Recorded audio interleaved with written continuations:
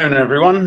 Welcome back to the Ageas Bowl, where James Tomlinson is about to bowl the first delivery of the afternoon session, which he does, and it's been edged through the slips along the ground, it must be added, by Ed Joyce for 4. There's no third man, so Liam Dawson's had to chase the ball down to the boundary, and that takes Sussex on to 72 for 3 from their lunchtime position of 68 for 3. And Ed Joyce goes on to 34.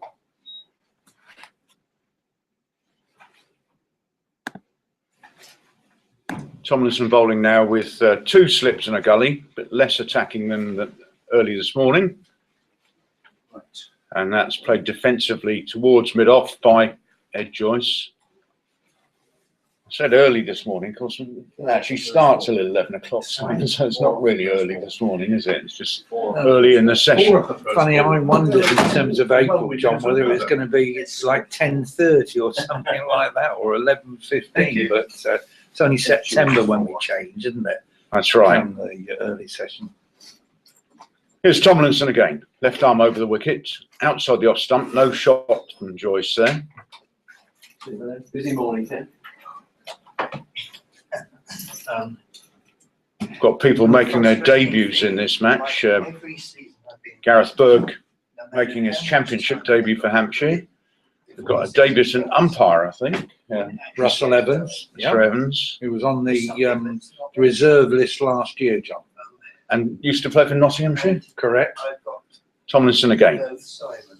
And I'm not quite sure what happened there, whether that hit the bat or it hit Joyce, because his body was obscuring the ball completely from where we are. We're at fine leg at the southern end of the ground. Fine leg to a left-hander, that is. But there was no run and no wicket fell. Here's Tomlinson again. And Joyce rather chops down on this ball and squirts it out square on the left side, where Will Smith does the fielding. He really crouches over the bat, doesn't he? Yes, he's very protruding bottom. It's what I think. Was it John Arlett who described Henry Horton's stance as lavatorial? And it's a bit like that, isn't it? Yes, it is. Not quite as bad as Henry Horton's, but getting there. And this ball played out square on the offside by Joyce, and Michael Carberry moves round to field. It's the end of the first over, and Sussex are 72 for 3. And that boundary, didn't mention at the time, Simon, brought up the 50 partnership between Joyce and Kapocha. Yeah, they came together at 22 when Sussex were 22 for 3, so exactly the 50 partnership at 72 for 3. I was just thinking, you mentioning John Arlott there, John, and a number of our listeners may not even know who Henry Horton was. Played for Hampshire in the 50s and 60s, late 40s maybe, but certainly 50s and 60s. No, he didn't play in the 40s. Right, so 50s and 60s. But John Arlott scribing wherever he is in the world still, I'm sure, for somebody, and joined by Richie Benno, who passed away this week. Another, a first-class cracking cricketer, first test player to 200 wickets and 2,000 runs, I believe, and became an icon in the commentary world. Meanwhile, here's Gareth Berg bowling from the pavilion end, bowling to Kachopa, and that's played firmly but defensively to mid-on. Gareth Berg, making his championship debut for Hampshire, has taken 2 wickets in 6 overs for 6 runs. As I mentioned earlier, that's going to be quite something to live up to. I've got a Henry Horton story, Simon, which may be of interest. Here's Berg again. And it's played defensively on the leg side by Kachopa on the move. Henry Horton was originally a league footballer, played for Southampton, and I know he played for Hereford as well in the Southern League. But anyway, while he was playing for Southampton in the early 50s, he played in a match, I think it was at the county ground between Southampton Football Club and Portsmouth Football Club. Just pause while Berg bowls again. And this keeps low, and there's a big shout for LBW. And no response at all from Alex Wolf. It hit him very low down. It must have been missing the stumps. Hampshire were very, very keen on that one. Berg is certainly he's having the odd word with Alex Wolf now. We might be having the odd word with him because he perhaps overdid the appeal at the end. I think he was just asking him why it wasn't out there. Oh yeah, no, I'm not saying that. I'm saying when he finished up in the middle of the wicket, John. But yeah, he probably asked him, was it going down leg side or whatever? It's Berg again. And it's played defensively to mid-on again by Kachopa. Anyway, this game, they were quite common in those days, games between Southampton Football Club and Portsmouth Football Club. And in this game, Henry Horton made about 150. And that's how he came to be playing to play for Hampshire. Wow. Because they thought this guy is worth signing on. And they did. This Berg again, and this is two leg side from Berg here, and it's just tucked away down to long leg for a single. Was he playing for a Southampton cricket club or a Portsmouth cricket club? That I don't know. Right. I know. I didn't realise he was that good a footballer, John. Well, he was known for his football before he was known for cricket, but he may well have eclipsed his football career once he started playing county cricket. Yeah, he was a stalwart when I was selling scorecards at Dean Park in the 50s. Scorecard. And they used to, in those days, John, update them after the fall of each wicket. Yes, I remember that, yeah. This ball from Berg is played gently into the offside by Ed Joyce, but looked to be a little bit of an adjustment there, as if the ball kept lower than he thought it was going to be. That would have been a good wicket for Berg to get there, wouldn't it? Because you were just talking about the 50 partnership, and would have put Hampshire certainly back in control at 72 for 4, as opposed to the current 73 for 3, where we've got Joyce on 34. Joyce, of course, the Sussex skipper, who won the toss this morning and decided to bat. He was joined by Kachopa, who's on 21. As I said, the last wicket fell at 22, and they were 22 for 3. So this has been a good recovery here by these two.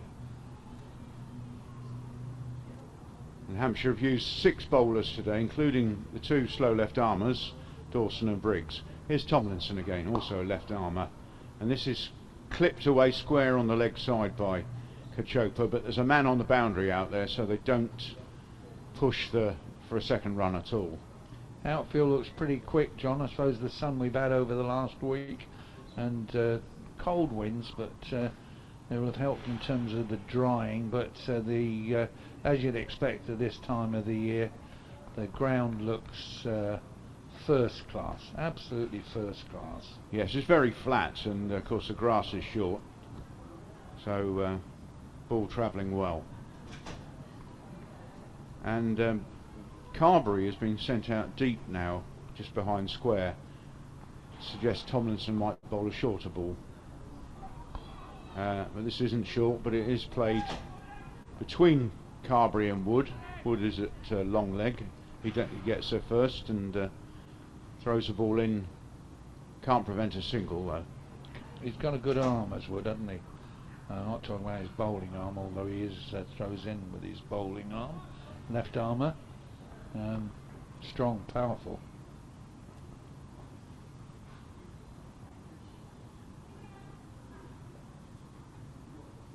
Tomlinson again, left arm over the wicket, and there's a strange shot there from Kachopa.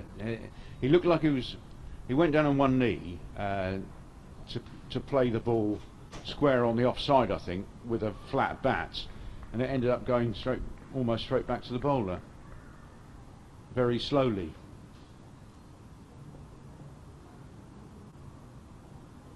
Tomlinson again. And this takes the outside edge, and he was playing to mid-wicket there. It's gone for 4 down to third man, because there isn't one. But very fortuitous there. Yeah. Didn't go at catchable height. No. Turned him inside out, didn't he? And Completely. I think he's going to. I think he's putting a third slip in. With the third slip, I think. That ball must have gone on about 160 degrees from where it was meant to, I reckon. Yeah, no, he's bringing Smith's coming into the gully position, John, as a result of that ball, that shot. So Wheater, Dawson, Irvine, Smith. And this is down the leg side from Tomlinson. Would have been a wide in one-day cricket, but good stop there from Adam Wheater. Having bought the gully in the 2 slips, the next ball goes down the leg side. Who said they got no brains? He's got a degree. I know. He's a bright lad. Had a good season last season as well, and he looks useful this morning and early afternoon. But unfortunately this goes down the leg side as well. And another single there for Kachopa to deep mid-wicket. It's the end of the over. And Sussex progressed to 80 for 3. Berg was the fielder way out there at deep square, John, indicating that maybe Tomlinson was going to bowl the odd question mark or shorter ball. I'm not sure why, because the short balls that have been bowled today have been singularly unsuccessful. Going to be Berg who's going to continue from the pavilion end. Right arm medium fast.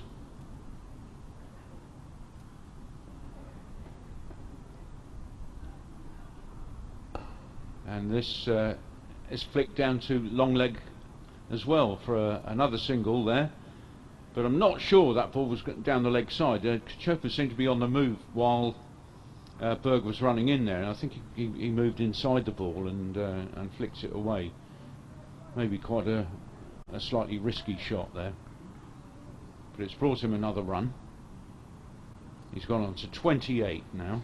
And after a very slow start, John, he's closing in on Ed Joyce's 35.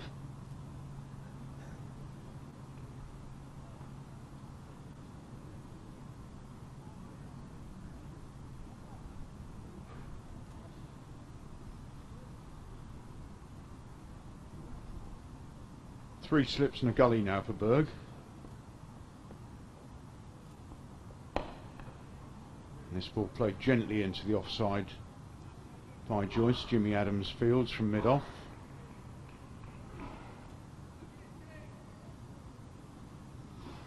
Of course, we're going to have a problem, aren't we, when Andre Adams is fit enough to play, with 2 of them out there. You mean with Jackson Bird and Adams, Tomlinson, Wood? Yes. This one it's played deliberately into the gully there by Joyce, who wasn't really looking to score. Yes, there's also going to be a problem with Berg and Bird, isn't there? Yes, yeah. Would you see Berg as playing and being the all-rounder, John? Adams, Jackson, Bird, Tomlinson or Wood? I would say Tomlinson. Berg again, and this is it's hit a bit harder, but almost straight to Adams at mid-off, no run. Do you see Andre Adams as a change bowler or an opening bowler with Jackson Bird, John? Well, I think he's been an opening bowler with Nottinghamshire. Yeah, I just wonder, he's 38 now, whether it might be more control and use. I don't know. Berg again. And this is edged low to gully. Stopped by Will Smith. He's almost gambling on the floor, as in the season of lambs. So you're not using springtime metaphors here, Simon, are you? Because it's April. First half of April too. Berg runs in. And this is driven through the covers by Joyce. They'll get 2 here. Carberry has the ball. Bit too full from the South African there. It's the end of his over. And Sussex have gone on to 83 for 3. Joyce, of course, did play for Middlesex and Carisberg. I was going to say you got them both there, didn't you? Yeah. See, what happens these days, John, and you touched on Andre Adams moments ago playing from Notts, is that players move around far more than they ever did, and you've got so many other international cricketers coming for a month, 2 months, and you've got the other competitions where you've got other players. It's actually, once upon a time you could have said that John Townsend played for Hampshire and played for Hampshire and played for Hampshire. No longer is that true. Yeah, I think that's partly at least down to the fact there are 2 divisions now, and the second division is deemed inferior. This is Tomlinson coming round the wicket now to Kachopa, who plays the ball straight to mid-off. I mean, the club that's suffered the most is Leicestershire, who've been regularly raided by other counties. Yeah, or people. But they're better players, particularly by Nottinghamshire, their neighbours. Well, or the people move on from Leicester, just from I guess a monetary point of view, John. Yeah. Broad, for example. That ball's left alone outside the off stump by Kachopa. Because Leicestershire got a new CEO this year. It'll be interesting to see if he's able to attract players to Leicestershire. Well, they've got a new coach and 2 new overseas players as well. Tomlinson again. Oh, bang. And that's a short ball, and it's pulled for 4 by Kachopa off the front foot. It almost looked like Tomlinson was a slow bowler there, didn't it? I was going to use the adjective clubbed, John.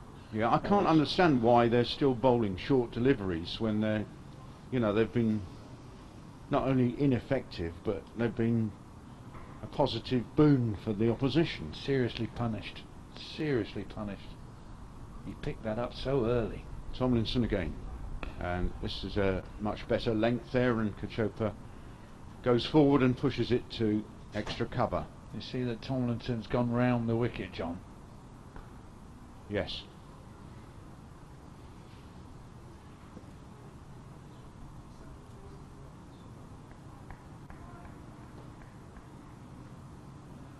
Here he comes again. And this is driven just offside of straight. Beats Tomlinson but not Adams. No run.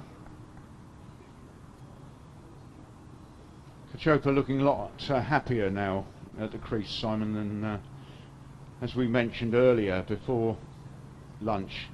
He was on 2 after 34 minutes. It's another good length ball from Tomlinson, played straight back to him by Kachopa. It's the end of the over. Sussex 87 for 3. Yes, which is a position of richness compared to their 22 for 3. Yeah, 55 runs. No, 65 runs ago. I apologise.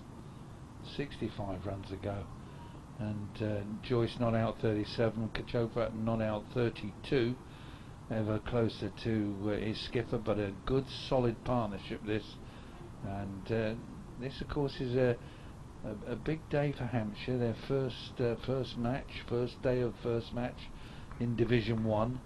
And as John has indicated, a difference in terms of the quality between the two divisions in totality. Berg bowls to Joyce, who squeezes it away behind square on the offside. Carberry in pursuit. They're going to get 2 again. Not off the middle of the bat, that one, I don't think. Carberry's throw goes over the top of Wheater, but fortunately there's a man backing up. I think it's probably Chris Wood.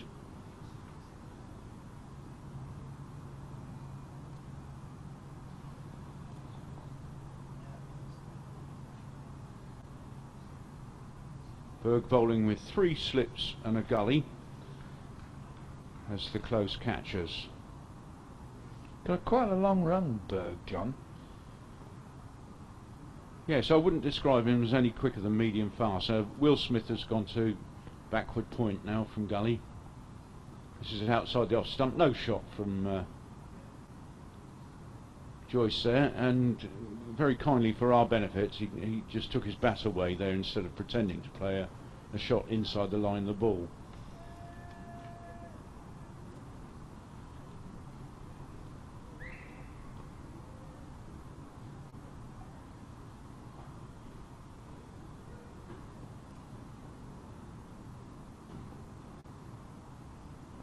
Berg runs in again. Again outside the off stump there, no shot needed from Joyce there. I think when he bowled his first spell this morning, Simon, that's 6 overs, 2 for 6, he was a bit closer to the off stump than he is at the moment. Yeah, it's just starting to drift away, isn't it? In terms of that line. There's not a big margin for error between the line to make him play and not play. Berg again, and this is played wide of Adams at mid-on. They get a single. Joyce realising there, I should imagine, that it went to Adams' right hand there, which is so he had to wander round the ball, didn't he, before he could get a throw in. Yeah, nice, but he set off quickly. It's one of the things that never ceases to amaze me, John, and it's been true throughout the winter in terms of the number of idiotic run-outs there are in world cricket still. Berg again. And this is played into the covers by Kachopa with no great force or intent. No run.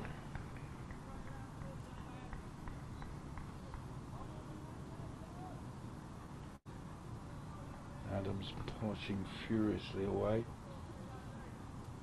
Flannels of his trousers. Well, it's quite a long time since they took the last wicket.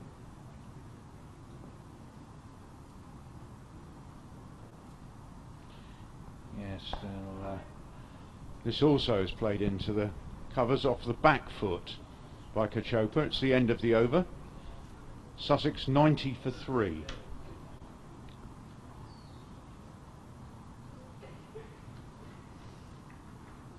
Joyce is on 40 now and Kachopa on 32. 90 for 3. Remains a glorious day here at the outskirts of Southampton, not far from Southampton Airport, Southampton Parkway Railway Station, and we're days away from the new hotel, the new franchise Hilton Hotel, to open here at the Ageas Bowl with I think 170 plus rooms. And still the finishing off in terms of the media centre, and I guess some odd rooms, although you can see curtains ahead of us, and looks very impressive ground. Well, this has been an impressive ground from the start, and looks even more impressive now that this hotel is close to finishing. And Will Smith has just put on the shin pads because he's going to field at short leg for Danny Briggs bowling. Yeah, Briggs, who had a 3-4-3 over spell, I think, before lunch. And Will Smith isn't going to field at short leg. He's got the pads on, but he's gone to a sort of shortish fine leg. But he's saving a single. And this first ball from Briggs is played gently into the leg side, no run. Joyce on strike, and Briggs bowling left arm over the wicket to the left-handed Joyce. Quite an unusual position for Smith to field in, John. Yeah, it looks like they might be hoping for a top edge sweep, doesn't it?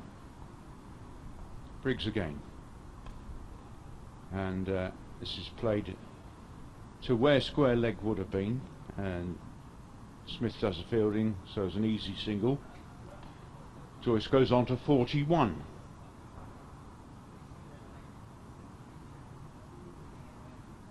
Now Smith does come into short leg now for Cachopa. Short square leg. Sean Irvine is at slip, and Briggs will now be bowling round the wicket, and he's going to come between the umpire and the stumps. This is a little bit short. Cachopa goes back and punches the ball straight to Carberry at cover.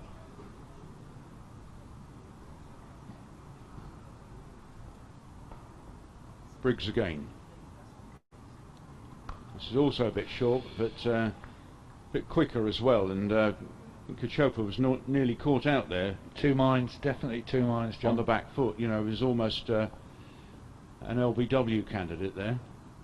It's Briggs again. And it's also a little bit short, and all 3 balls have been played off the back foot now. No run being scored.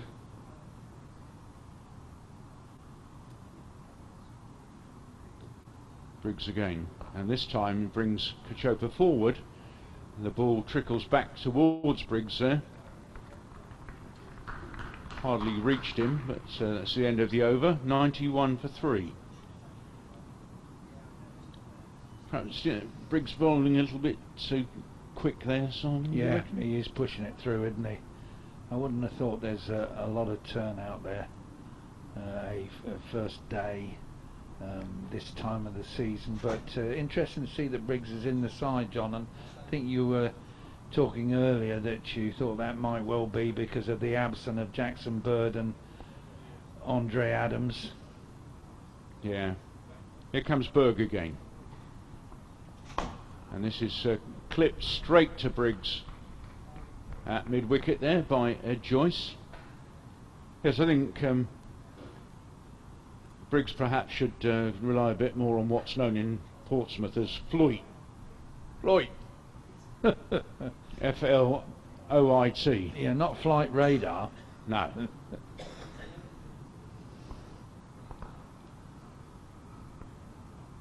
Here's Berg again. And this is played square on the offside towards Carberry, but before he can pick the ball up, the ever energetic Will Smith intercepts the ball.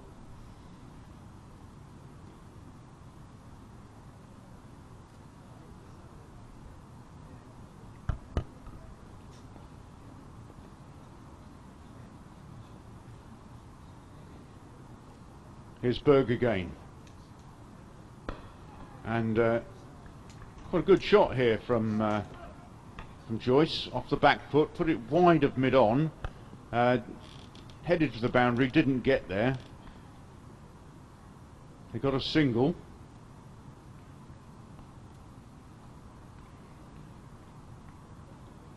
Cachopa back on strike now, 92 for 3, and Joyce there moved on to 42.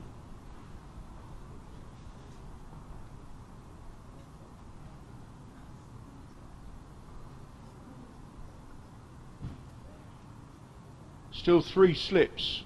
Just as I'm saying that, one of them moves. Well, he's still in the slips. He's moved from 3rd to 4th slip. I think that's James Vince as Berg bowls again. This is played defensively to mid-on by Cachopa.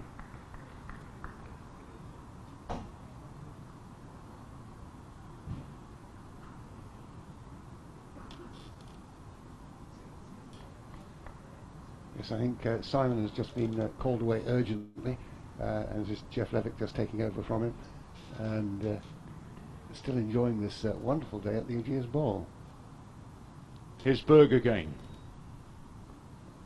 and this is played very gently back towards the bowler, who kicks the ball to one of the fielders. I think that's Will Smith again, who won't mind at all having his hands on the ball. Seems to really relish being involved, Jeff, doesn't he, Will Smith? He's like a 18-year-old, isn't he? He is, despite the fact he's about 32. He looks like an 18-year-old too. Yeah, must be the secret of it. Berg again, and good ball there from Berg, and I think Cachopa just pulled his bat away at the last moment in time there, otherwise he might have been in big trouble. It's the end of the over. It's 92 for 3. End of my stint, and I'll pass commentary to you, Jeff. Thank you very much indeed, John. We shall miss your erudition and total knowledge of what's going on, and sit down and enjoy this superb day here. I was just out walking around the ground. It looks absolutely superb. Looks as if the temperature should be in the 20s. There is actually quite a chill wind blowing across the ground, fluttering a George's cross on the western side of the ground. And we now have Danny Briggs coming in to bowl to Ed Joyce, who's on 42, score on 92 for 3, and he's bowling over the wicket to the left-handed Joyce. And he's out. That was a ball which popped. Joyce couldn't keep it down, and it was caught at the second attempt by Sean Irving, and that's the first wicket after lunch. And Sussex are now 92 for 4, with Joyce caught Irving, bowled Briggs for 42. And that was looked like a little bit more in that pitch. I don't know quite how that popped so much. Joyce is walking off rather disconsolately, having played very pleasantly for 42 and having started a rescue for Sussex, but now a little bit more problem. And they're now looking at Luke Wright coming in. It'll be interesting to see how Luke Wright, always likes to lay back and ball, will play. He of course plays an awful lot of 2020 cricket around the world, but is very committed to Sussex, and one of the young players who's come through the Sussex development scheme, and could be a very exciting situation.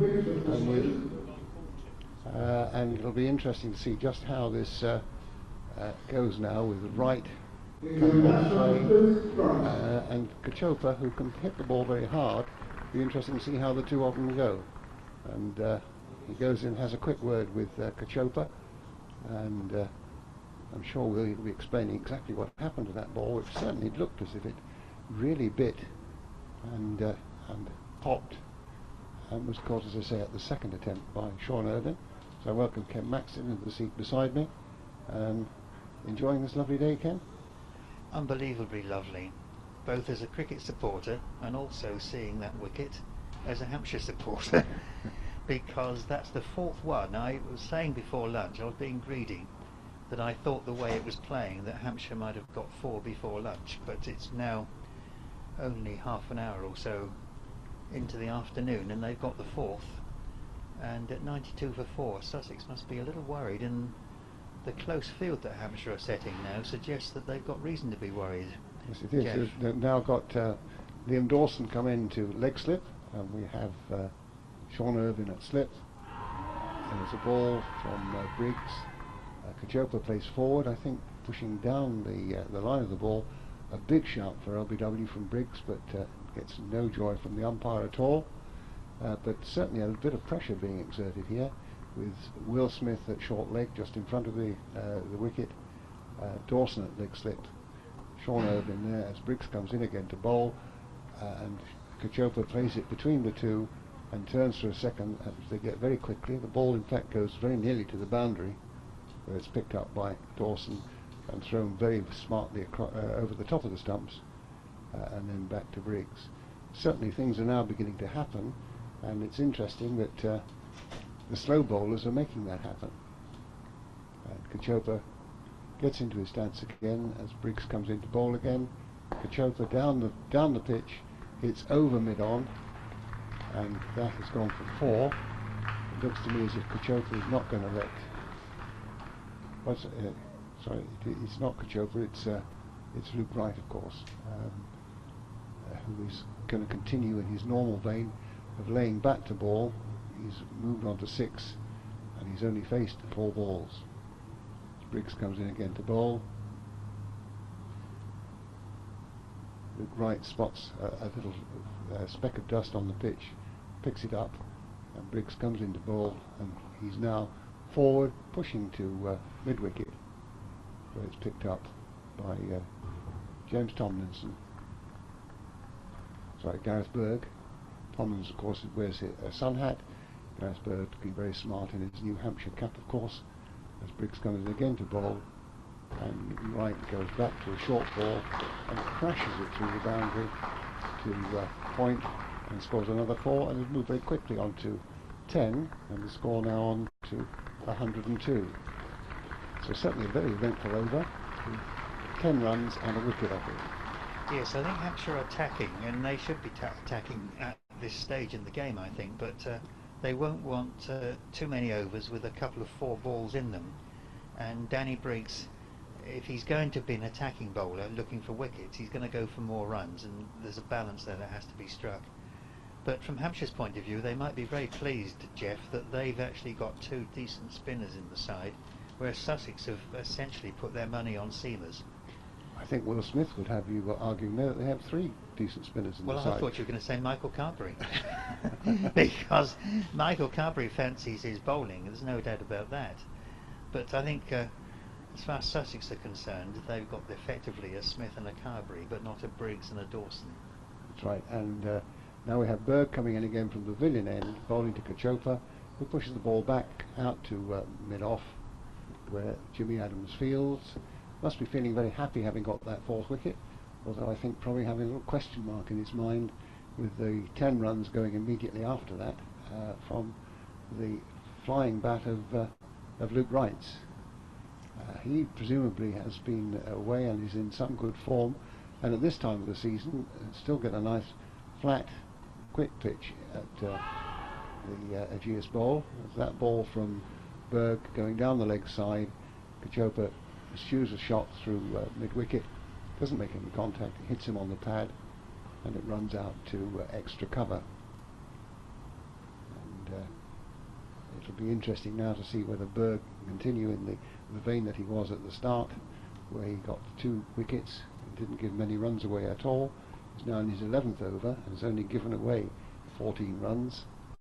As he comes in again to bowl, Kachopa pushes a short single to James Tomlinson, who goes to his right hand side at mid-on. Tomlinson of course is left-handed, so an easy single. And now Wright is taking guard. Interestingly there, Kachopa giving Wright some information about what Berg is doing, and it looks as if he's saying he's moving the ball quite a lot from off to on, and it'll be interesting to see whether Berg continue to do that, or whether in fact he can play the other card in the suit and move it from on to off. Wright takes a look around the field in his busy way, takes stance, and Berg comes in again to bowl. Nice easy run up, and Wright looks as if he takes the bat away from the ball, slightly short ball with a bit of rise on it. I always wonder at this stage whether a batsman really does take the bat away, or whether he was playing at it and took it back, took it away from the line of the ball after it had gone past. But a little bit of extra bounce there from Berg, which is interesting to see, because he looks to be a medium-pace bowler, not particularly quick, and comes in again to bowl from the pavilion end. Oh, and off the outside edge, not a very convincing shot at all, and that runs past Liam Dawson at 3rd slip and goes for 4 at the far northern end.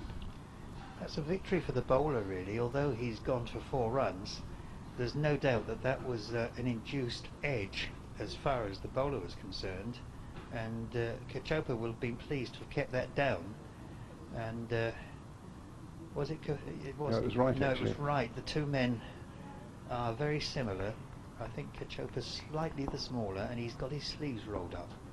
That's where it's different. So Wright got 4 runs there, but it was an edge. That's for sure. Berg comes in again to bowl, and this time Wright very definitely leaves the ball outside the off stump, and there's no run. It's always very interesting when that Ken, where you suddenly say yes, Kachopa and Wright look very similar, but Berg, of course, Kachopa has his sleeves rolled up. Reminds one of the apocryphal story of saying yes, they look very similar at the bat. It's just that one is left-handed and the other is right-handed, and one wearing a red helmet and a blue helmet. But it's easy to get them mixed up. But of course, it's similar to the Barry Davis who once described many years ago when colour television was just coming in, introducing a match, and the players came out and he said, for those of you who haven't got colour television, it's Liverpool that are in the red and Chelsea in the blue. As we have Danny Briggs bowling again, and that on Kachopa's leg stump, and he beats it away through wide mid-on for 4 runs.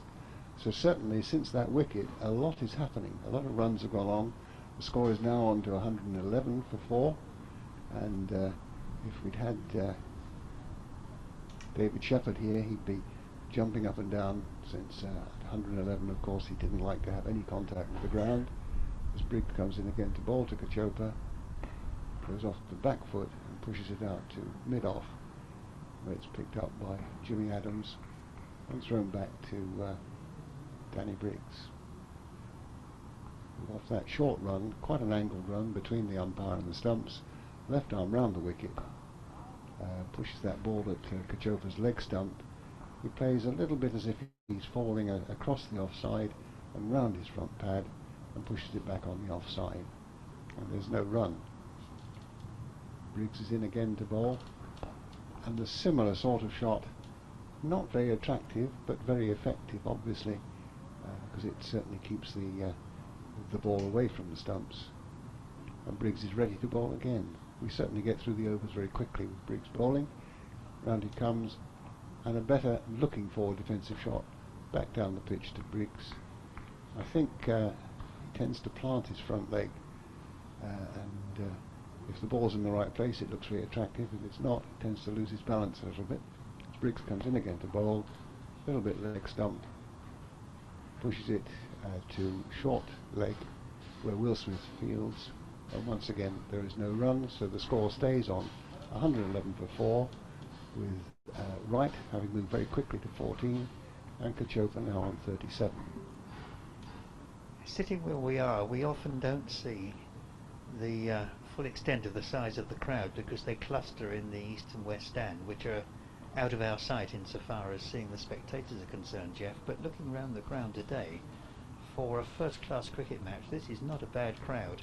And if this were at the old Northlands Road ground, it would seem half full, wouldn't it, at least? I would think very nearly 3/4 full. Certainly when I came in this morning, and I was quite early, not as early as you can, as Berg comes in again to bowl from the pavilion end, and Kachopa, Wright gets a short ball, and no problem at all, hits it past mid-wicket's left hand, and it goes for 4 runs, and that moves Wright very quickly onto 18.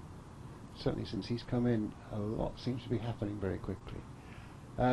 Yes, it's when I came in around about 10:30, there were a lot of people coming in. In fact, the queue of cars was quite long. I know, Ken, you were here around about 8:30, I think, setting up all the paraphernalia for our broadcasting first thing in the morning. 10 to 8 to be precise. I do beg your pardon. There were 4 cars, all of ours, lined up outside the ground ready to get in and set to.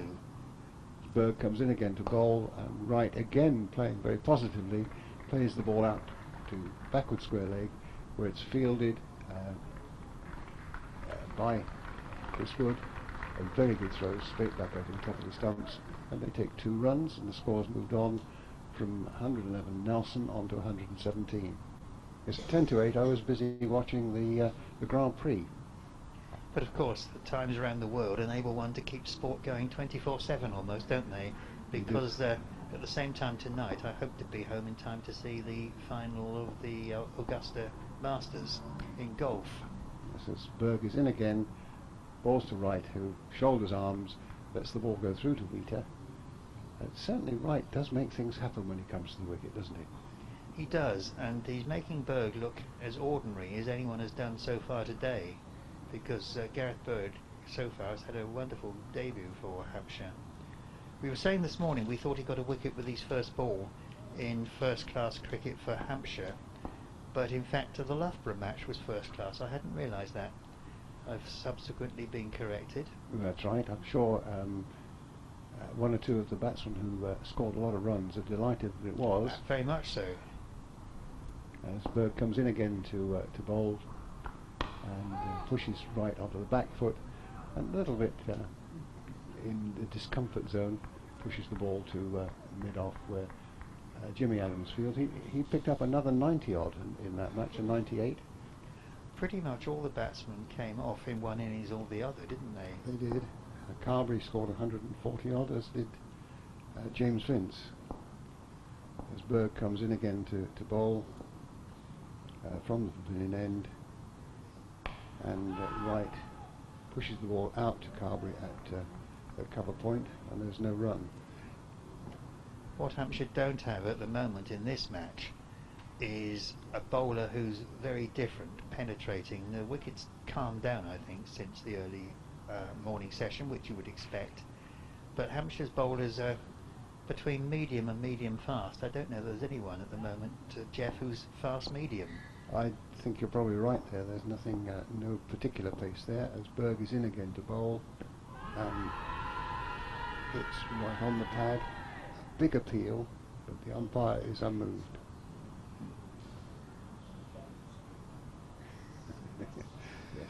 Roy Martin, our scorers, points out the ball was late in appealing, and obviously the umpire was even making any reaction. There's the 12th man who had been on very quickly for Sean Irvine, going off the pitch. Who is the 12th man, do we know, for Hampshire today? I don't know. All I know is he has the same red shoes by whichever company it is who's sponsoring those red shoes, who must have done extremely well out of the Hampshire team, because at least 4 of them have got those red shoes on. And John Arlott, who his name is being held in very high esteem, it already is, but at tea time today the atrium is going to be named after him, I believe. Is that right? Yes, I think that's right. It's the Arlott atrium. As Briggs comes in again to bowl, balls to Kachopa, who rather hurriedly pushes the ball down. It's picked up by Will Smith at short leg. And what would he say if in a first-class match you described a bowler with red shoes? I think he'd be asking, are these the red shoes that should be worn by ballet dancers, Margot Fontaine? I think he would have been absolutely distraught. But then would he have wanted to have numbers on the back so we could recognise them? As Briggs bowls again on the leg stump, Kachopa again plays that shot wide of mid-on for 4 runs. The score moves on to 121 for 4, and Kachopa on to 41. Danny Briggs is resisting the temptation to ask his captain to have more cover, although the man down there who went to fetch the ball, I think, is being told to stay there now. Yes, he is. So there are now 2 fielders out deep on the leg side, as Briggs comes in again to bowl. And Kachopa pushes it back down the pitch to Briggs. Briggs is now in his 7th over and has now gone for 21 runs. As he prepares to bowl again, comes in and once again pushed on the onside. Briggs gets across quite rapidly, having bowled round the wicket there, gets across the pitch and fields himself, and there is no run. Once again, that rather awkward looking forward defensive shot from Kachopa.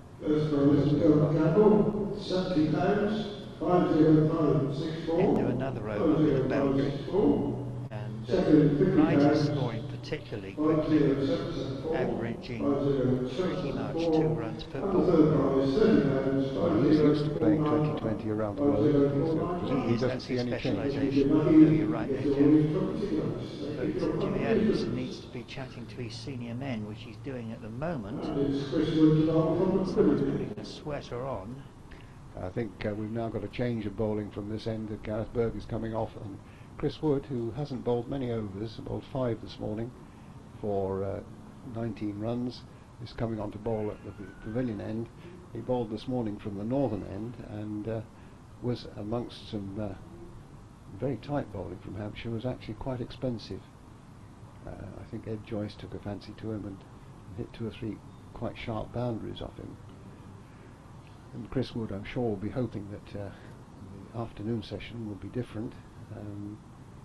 He's a tall young man, and bowls quite a lively pace, but once again, as Ken said, not really very much on the fast side of fast medium. He does tend to do quite a lot with the ball. He's now moving his field to make sure he's got the right cover on the deep fine leg boundary as he comes into ball over the wicket to loop right, and right off the back foot guides him down to the gully where the ball is fielded by Will Smith, who having got it into his hands is obviously the polisher in the team, polishes the ball on his rump and flings it back to Jimmy Adams, who's now passing it back to Chris Wood as he prepares again to bowl.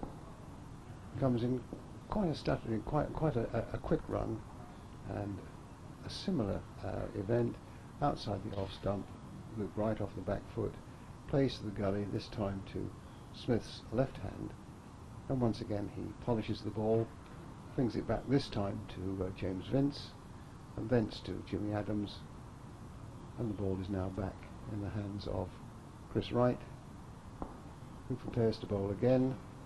Another of the Red Shoe Brigade comes in and bowls, and Wright plays an expansive off drive past Jimmy Adams' right hand for a very pleasant looking shot, and he certainly is continuing very rapidly to move on.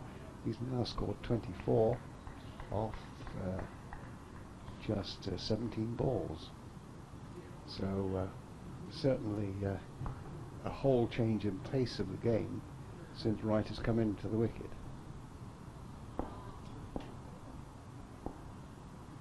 And once again Wood prepares to bowl, comes in, and this time he plays that cut again, but rather more aggressively, but it goes even slower. I think it must have moved a little bit off the pitch, got a bottom edge, and goes gently out to Will Smith, who polishes it again and does not go back via James Vince, but straight to Jimmy Adams,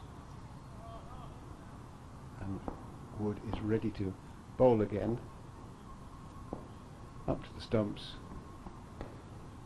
off his legs, and James Tomlinson has a longish run to his right hand side, and another 2 runs are added to the score, which moves the score on to 127, and Wright very quickly onto 26. Certainly I think if Wright is going to be in for any length of time, the scoreboard will keep on ticking over very rapidly, and Hampshire will be looking either to get him out or to find a way of stemming the flow of runs. As Wood is in again, that time a much better length ball, Wright pushes forward, out to Jimmy Adams, and there's no run. The score now is 127 for 4, Wright on 26 and Kachopa on 41. I wonder whether Liam Dawson might get a spell sooner rather than later, to see whether he can perhaps, with his slower flight, just produce a mistake in these batsmen who are gaining in confidence as each over passes, because they're finding the gaps in this field. There's a fast outfield, and they're making batting look easier than at any earlier stage today. And at 127 for 4, you're beginning to think in terms of recovery and taking it up, as far as Sussex are concerned, to be a reasonable first innings score. Yes, I'm sure that must be right. I'm sure when Ed Joyce won the toss and decided to bat, he realised the first hour would be quite tough. Early season, a little bit of damp and juice in the wicket. As Danny Briggs comes in again to bowl, Kachopa pushes it back down the pitch to Danny Briggs, and there's no run. It must always be quite a early season, winning the toss. Maybe you'd hope the opposition win the toss, but Joyce decided to bat. This time Briggs bowls down the leg side.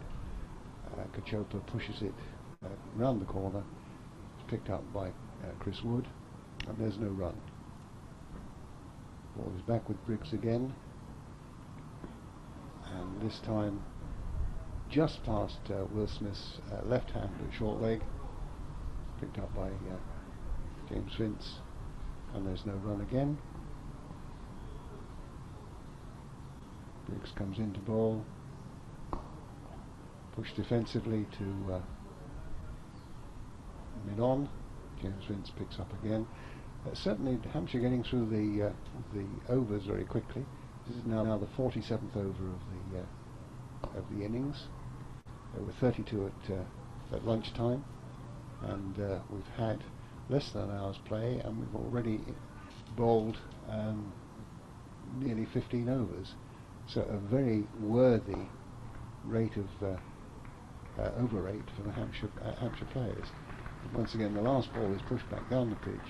There's no run. Score stays on 127 for 4, Wright on 26, and Kachopa on 41.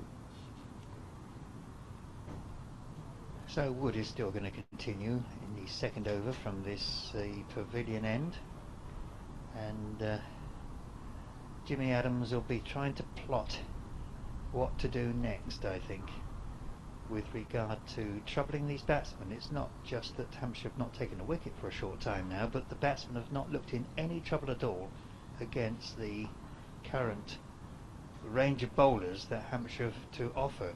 Another little conversation going on down here in front of us at this end with Wood and with Adams. Somebody else was joining into the conversation just now. I'm not too sure if that's James Vince or it's not Sean Irvine. James Vince has come across now to mid-wicket, and I can't see who it is, gone right out to the square leg boundary. It's Danny Briggs out to the boundary, so obviously still expecting some fairly aggressive batting from Luke Wright, but that first ball tucks him up, hits him on the pad, and runs away for one leg by, and the strike changes. The score goes on to 128, but the batsmen remain as they were, Wright on 26 and Kachopa on 41.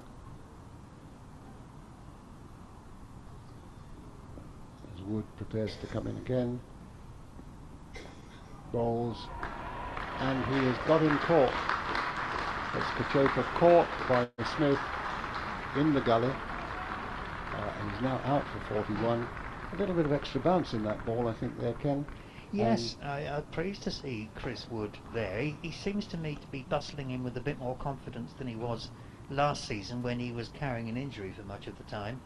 And Kachopa's has edged a couple down to fine leg to third man earlier, but that one, as you say, just kept airborne long enough for Gully to go down and to take the catch. 128 for 5, and that puts the balance back in Hampshire's favour, I think, and from my point of view is a good chance. I think Dave Allen is hovering around. He must be due on any moment now. I can't see the nearest clock, but it's a good time for me to make way for Dave Allen to take the seat here. And there's also another imposing figure appearing behind us, Jeff, which is none other than the red-shirted John Townsend, who will be pleased to know he's worn the bright colours to go out on the World View on the YouTube at the moment.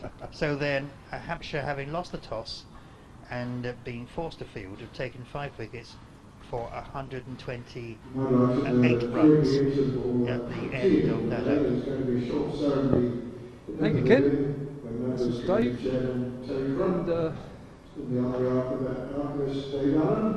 John Townsend will join me in a minute. Another breakthrough for Hampshire, and it's been their day. I don't think there's any question about that so far, and they are currently only joint top of the county championship table, although they lead it alphabetical order, because Yorkshire are the other team that have got 1 bowling point. Hampshire are now just 1 wicket away from a second bowling point. Been a good day for them, John. Yes, it must have started inauspiciously, Dave, having lost the toss. It'd be interesting to know what Jimmy Adams would have done had he won it. Yeah, I just looked. I mean, quite often early season, people are a bit wary about it. I just looked. There are 6 championship matches today, and only 1 Wood bowls, and that just tucks Brown up a bit, but he gets it away towards fine leg where James Tomlinson fields, gets a single. 6 games today, 4 in the first division, 2 in the second division, and only Gloucestershire have opted to field, having won the toss. They've had quite a decent day actually, because they've taken 4 wickets against Northamptonshire. So on the whole, people go by the old adage, which is win the toss, think about it and bat. But it hasn't really favoured Sussex as Wood bowls again, and that's just driven fairly gently up to Captain Jimmy Adams at mid-off. There's no run. Wood left arm over the wicket, pace, bowled from the hotel end, the northern end this morning, but is now bowling from the pavilion end. I don't know whether the wind, there's quite a decent breeze today, I don't know whether that's helping him from this end. Bowls again, and that's just played defensively. Think about scrambling a single, but it would have been pretty bonkers had they done so, and Adams picks the ball up, no run. 1-2-9 for 5 then in the 48th over. So we are just about halfway through the day.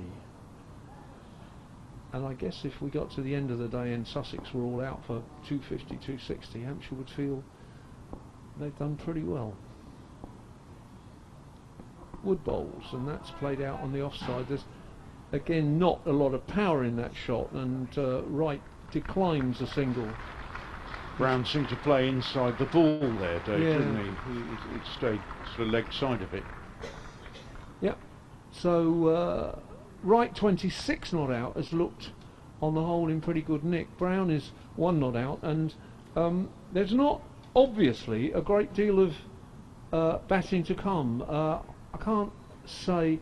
John and I both go down to Hove quite a bit, don't we? So we see bits of Sussex, but they've got 2 guys to come, Shazad and Mills, who are new to Sussex this year. Shazad has moved down from Nottinghamshire, started at Yorkshire, has played for England, and Mills from Essex. Don't know anything about Matthew Hobden really. What do you know anything about him, John? No, not at all. I mean, last season, better Briggs let is you bowling, yeah. describe this. Yeah, and that's just played out on the onside, and they're going to take 1 run. Yeah, last season when I saw the last time I saw Sussex, I think they would have been at Horsham when they beat Warwickshire. Yeah. And the sort of third seamer in that game was the bald left armer. Can't think of his name at the moment. I know who you mean. Yeah. So I don't know anything about No. Hobden, to answer your question. Briggs bowls to Wright, and Wright plays it to mid wicket. There's no run. Of course, Jordan was playing in that game. Briggs bowls, and Wright forward very firmly, plays it out on the offside. Briggs fields off his own bowling, no run.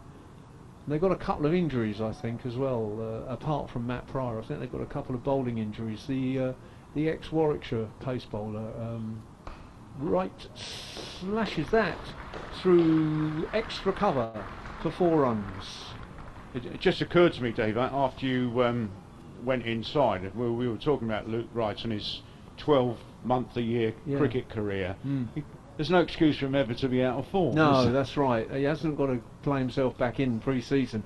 The only difference would be English conditions, but to be honest, the pitch looks fairly flat and easy, despite the fact that 5 wickets have gone down.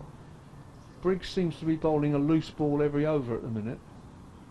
And right forward there, just defensively, just going to check Briggs' figures. We've got them on the... Well, at the start of this over, 8 overs, 1 for 21, so that's quite decent actually. That's not... it seems to me the 21 comprised mostly the odd boundary. And then, as now, another shot that's relatively defensive is a scrambling field at mid-on and no run. So Briggs is probably conceding a 4 at least every other over. Yeah, what is clear, Dave, about the pitch is that it's total waste of time bowling short on it. Yeah. Apart from the first ball that Tomlinson bowled short, which I think surprised the batsman. Yes. Every other short ball has gone across the boundary, hasn't it? Yeah, yeah. Which suggests that it's pretty true. There's nobody bowling at great pace out there for Hampshire, is there? I suppose Wood is the quickest of them. He's quicker than he was a year or 2 ago. What's he bowled? 7 overs, 1 for 26. Berg, 12 overs, 2 for 25. Tomlinson's been a bit expensive actually. 11 overs, 1 for 38. Well, he's bowled more short deliveries than anyone else, hasn't he? Yeah. So, batsman Brown is taking guard. Chris Wood ready to bowl. In he comes, left arm over from the pavilion end. He bowls, and Brown has one of those trigger movements that modern players have, where he's almost upright with his back cocked as the ball is released. He's a little guy, Brown, as indeed most wicket keepers are. And he's not a poor batsman, but I've got a feeling there's not much batting to come. I just think that I'm not sure about Shazad. I don't think he's an exceptional batter. That's played quite crisply off his legs by Brown, down to Tomlinson at long leg. Yeah, I've got to agree, Dave, that Shazad looks a bit high in the order at 8, doesn't he? Yeah, I would have thought so, and probably Mills at 9, although one never knows, somebody can come in and score runs. Do you remember last season when Essex played here? I claimed they had 4 number 11s playing for them. Yeah, and Mills was one of them. Mills was one of them, yeah, and he didn't bowl very well either. So that single has brought Wright on strike. He's 30 not out, and he pulls that ball, which is shortish, and it proves exactly what John said at the beginning of the over, which is that Wood has just dropped slightly short, rather leg side, and Wright's on it in an instant and smashes her away backward a square to the boundary for 4. I haven't mentioned him yet today, Dave, but surely Geoffrey Boycott would have called that a lollipop. Yeah, rubbish.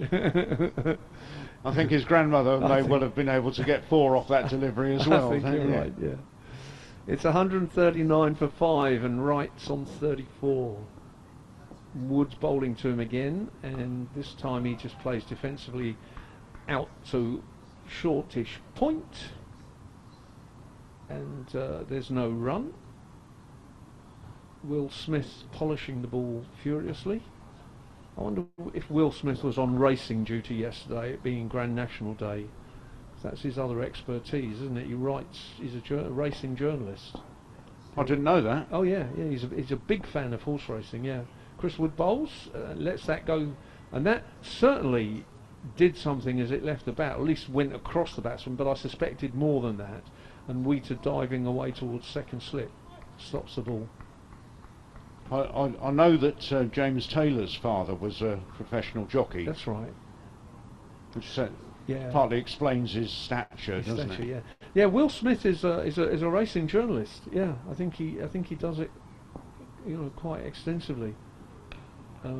Wright just plays away from his body there and steers a shortish ball down towards the point boundary. Carberry chases successfully, but they complete 2.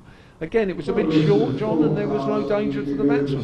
No, and it looked like something from his one-day repertoire, didn't it? Yeah, it did. Yeah, playing away from the body, and it wasn't a cut, it was a steer. He takes just with a slightly angled bat. That's right. Takes the score to 1-4, 1 for 5 after 50 overs. So 46 to go. And Danny Briggs to continue. He's bowled 9 overs, 1 for 26. Danny Briggs, and he'll be pretty pleased to be into a 10th over halfway through the first day of the season. He's not always been first choice for Hampshire in recent years in the Championship, and I think he needs to bowl regularly for him. That first ball is just pushed back by Brown, and Briggs picks up and turns round, comes in again past the umpire, and again it's just played defensively in Briggs fields.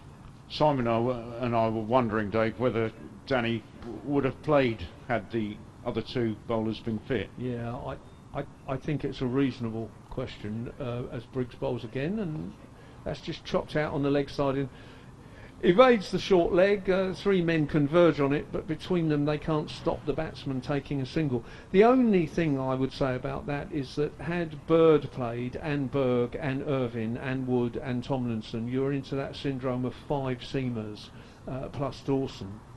And it's difficult to know which one of those 5 seamers you wouldn't play if Bird played and you were going to leave one out. That's played defensively by Wright. There's no run, and I mean merely that you'd probably play Tomlinson and Wood for their prospect of taking wickets, but the other two guys, Berg and Irvine, bolster the batting. I mean, Hampshire's batting looks a lot longer than the Sussex batting, with Wood at 9 and Briggs at 10. That's agreed, yeah. Driven to mid wickets by Wright. No run. And indeed, I've suggested in the handbook this year that Tomlinson is possibly the best number 11 in county cricket at the moment. He's just come on extraordinarily effectively. That's played defensively by Wright. No run. Briggs looks a little disappointed that didn't get through the defences, but it's the end of the over. 142 for 5. Wright 36 and Brown 4. Is that in the newsletter, Dave? No, in the handbook, I think. Oh, I right. wrote it. Yeah, yeah. So has Tomo read it? I don't know actually. I'll have to ask him. I think he'd be delighted with that, Yeah, he wouldn't he? might do. But he's I mean, he has that stickability, and also, I mean, he did make a 50 last season, didn't he, in that rearguard action Yeah, against. I also Gloucester. saw him get 30 odd at the Oval, Dave. Yeah, that's right. Biffing the ball around Yeah. quite Yeah. liberally. No, I think he's. You know, as number 11s go, I think he's up there with the best of them. Chris Wood races in and beats a very tentative sort of backward defensive shot, although to be honest I don't think he really knew what he was doing. I think he was beaten for pace as much as anything. And squared up. Yeah, yeah. But I don't know that necessarily did a huge amount, because Wheater wasn't diving away to take that one. It was just going, you know, it was the left armer's classic ball to the right hander going across him, wasn't it? You know. Yeah. But he did absolutely square him up. And he looks to have a bit of pace in him at the minute. And this time Brown takes his bat away and just lets Wheater collect it. But he's a big, strong boy, Dave. He just needs to keep away from injury, really, he does. doesn't he? Yeah. I mean, there's. I wouldn't go as far as to say the world's his oyster, but you know, there's a good career ahead of him. Well, England are looking out for a decent left-arm pace bowler. They seem to have tried Gurney and discarded him, and Wood's certainly younger than that. That's again almost squared up, but this time he plays it more comfortably, and it's fielded at mid-wicket, no run. And Gurney's a hopeless batsman. Hopeless, yeah, yeah. Wood's not a bad fielder either for a tall guy, but he certainly can bat. He made a 50 last week in a friendly against Kent when Kent were quite on top really, and he batted very nicely, quite aggressively. Took some pleasure in belting Matt Coles around, but he can't bowl balls like that if he wants to break through beyond county championship cricket into something higher, because that's pretty much a half volley on leg stump, and it's clipped away to square leg boundary for 4 runs. Yes, I don't think Mr. Boycott would have been impressed with that delivery either, Dave. That would have been rubbish. Yeah, his grandmother could have hit that with a stick of rhubarb. Well, it's the one ball that you're almost guaranteed first-class batsman will hit for 4, isn't it? Yeah. Every one of them. That's right. Yeah, I mean Brown is in at 7, you know, so he's still able to do that. And there's a big shout for LBW there, and the one thing one can say about Alex Wharf is that he's pretty consistent in his decision making about LBWs. He turns them all down. He was an opening bowler, Dave. You'd have thought he might be a bit more you would, wouldn't kind you? towards fellow bowlers. Yeah, he would. Yeah, but he's not giving them. In my brief umpiring career, I was definitely a batsman's umpire. And you'd expect him to be a bowler's one, wouldn't you?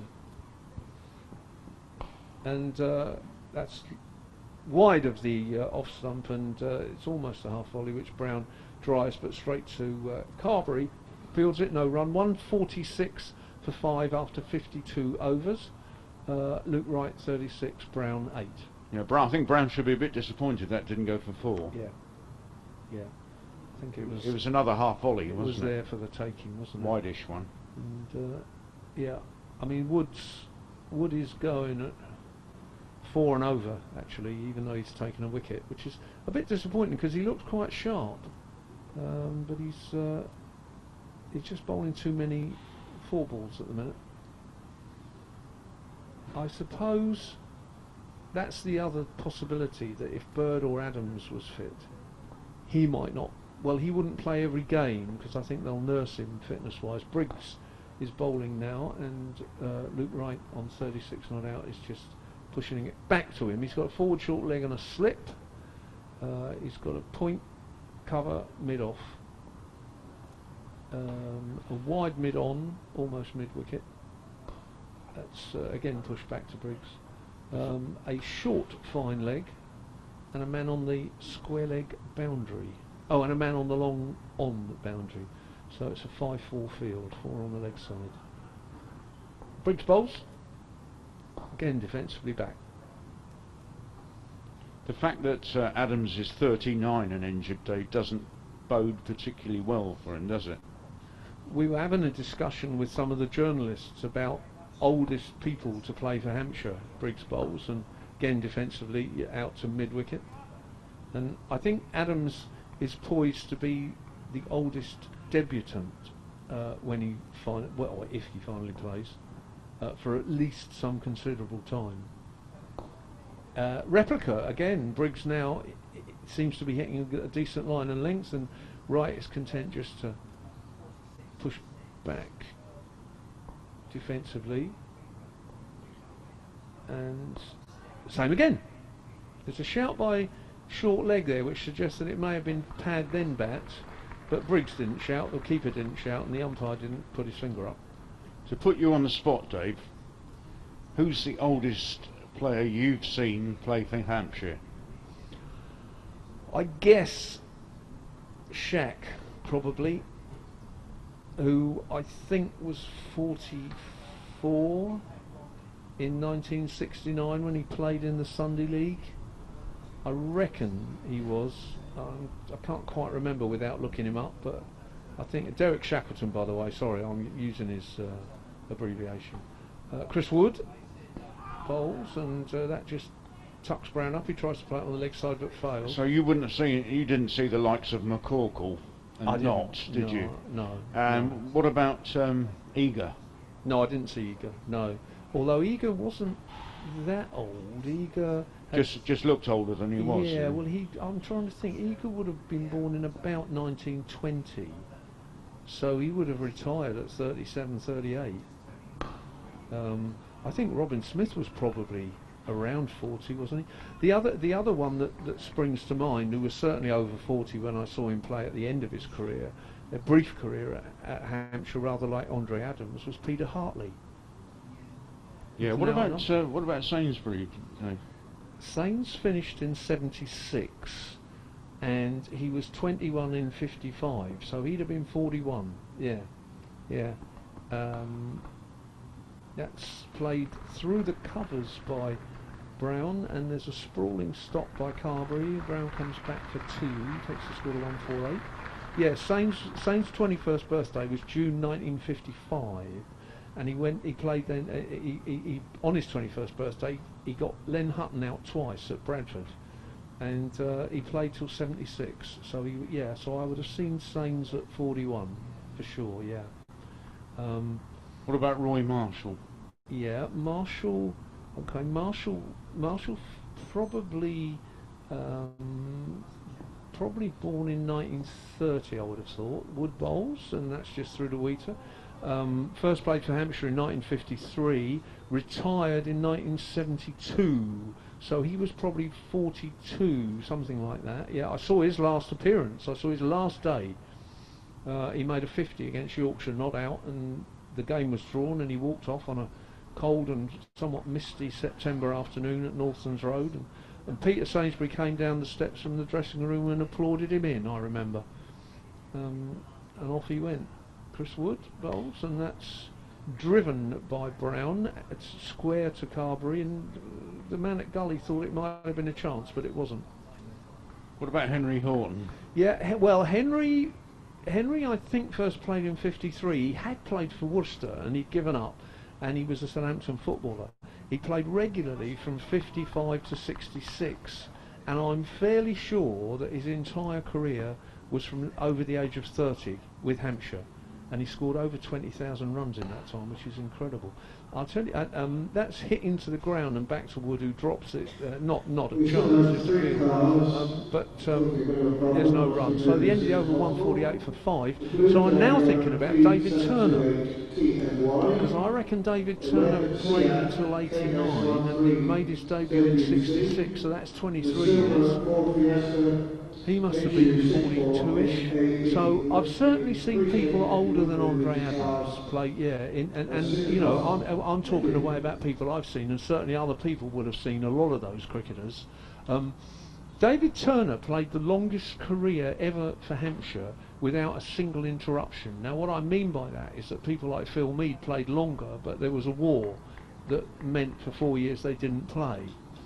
But Turner, 24 seasons. Briggs bowls, and Wright again content to be defensive. That's the longest. That's the longest uninterrupted period ever by a Hampshire cricketer. Because Brown, Kennedy, and Newman all missed out because of the First World War, didn't they? Yeah, they did. This time, Wright drives up to long on and takes an easy single. Yes, they did. They all started between 1905 and 1908. That great group of professionals. Newman packed up in 1930, I think. George Brown in probably 34. Mead and Kennedy 36, 37. Brown plays that, a different Brown. Ben Brown plays that the mid wicket, and there's no run. But of course, in those days, all they played was county championship cricket. There wasn't all this T20 stuff, and people certainly. Phil Mead was certainly not sliding around on the boundary to prevent a 3 from becoming a 4. There was no danger of that, especially with his varicose veins. And they played shorter seasons as well. They played from the 1st of May to about the 1st of September and would do something else in the winter. So they could play longer. They just didn't have much time off, did they? Not during the season, very little. Brown uses his feet there and goes on scampering down the wicket. The ball goes to short, fine leg, and could have got himself in a bit of trouble. Doesn't. No run. 149 for 5.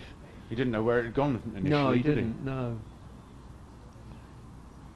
Briggs again, and just content to be defensive there, and there's no run. So yeah, I don't know whether we've exhausted all the old players. Wasim Akram was pretty old when he. I mean, that will be the interesting question about Andre Adams: is when did somebody that old make his debut for Hampshire? That's gone to that same short fine leg again, and there's no run. That's the end of the over, 149 for 5.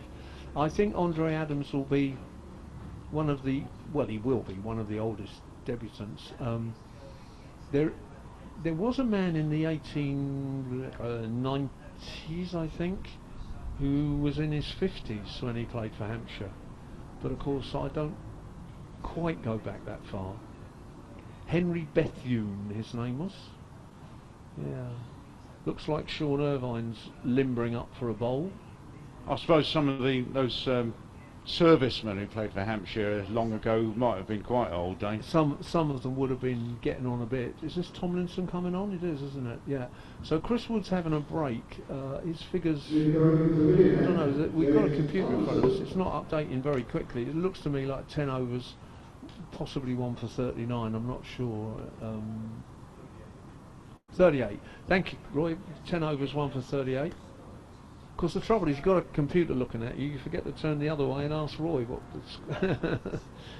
And Tomlinson, 11 overs, 1 for 38. Is that right?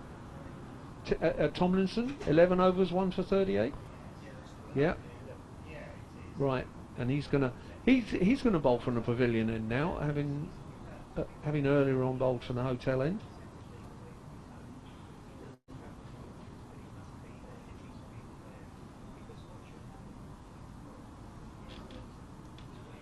Adams set in the field. There's a ring on the offside now, just 2 slips and a gully, and then there's a point cover mid-off. Tomlinson bowls. That's played defensively. Then there's a mid-on and 2 men out square and backward of square on the leg side boundary. There's a square leg and a long leg. It's quite a demanding field to bowl to, Dave, isn't it? There's only one man saving a single on the leg side, isn't there? Mid on. Yeah. Adams is moving somebody now, I think. He's just bringing square leg squarer, but still out on the boundary. Perhaps they're content to give Wright a single, and it'd be interesting if he does. Although he plays it on the offside, and Gully scumpers round and fields that. I think Carberry would have got it anyway. Be interesting if Wright gets a single early over. Will they change the field? You know, are they willing to allow Wright? First of all, are they tempting him to try and push something across the line on the leg side? And secondly, are they content to let him have a single? Tomlinson bowls, and that is down leg side, but that's a one-day wide that is not a wide in first-class cricket. Yeah, he got away with that a bit, didn't he? Yeah. Yeah. 149 for 5, Wright 37, Brown 10.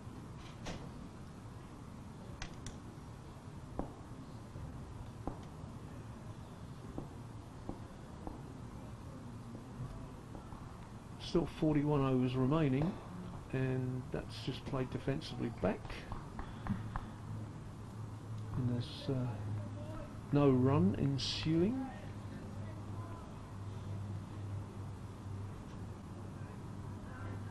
Wright exploded when he first came out, but he's just calming down a bit now. He's been in now 50 minutes and he's scoring at less than a run a ball now. He was certainly well above that earlier on. He plays that defensively out to extra cover. There's no run. Yes, he went down the pitch very early to Briggs and hit him over mid-on, didn't he? Yeah. I think that was his second scoring shot, wasn't it? Yeah.